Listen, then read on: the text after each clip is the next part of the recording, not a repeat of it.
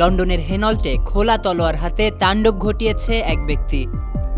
তলোয়ার হামলায় আহত হওয়া পুলিশ কর্মকর্তা এবং সাধারণ মানুষসহ ৫ জনকে হাসপাতালে ভর্তি করা হয়েছে। পরে হাসপাতালে মারা যায় ১৩ বছরের এক বালক। It is with great sadness that I confirm that one of those injured in the incident, a 13-year-old boy, has died from their injuries.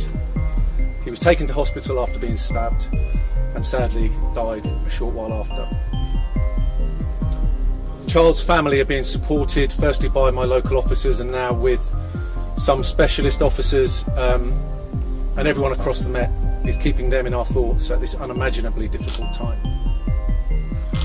The events of this morning are truly horrific.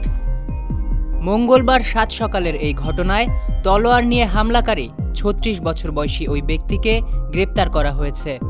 এর আগে London metropolitan police জানিয়েছিল তারা খবর পায় তুর্লো গার্ডেন্সের একটি বাড়ির ভেতর গাড়ি ঢুকিয়ে দেওয়া হয়েছে। এরপর তারা জানতে পারে তলোয়ার হাতে এক ব্যক্তি প্রকাশ্যে তাণ্ডব চালাচ্ছে।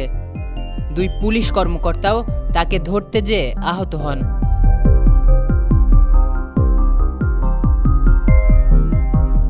পুলিশ এই তলোয়ার হামলাকে জঙ্গি হামলা হিসেবে দেখছেন না।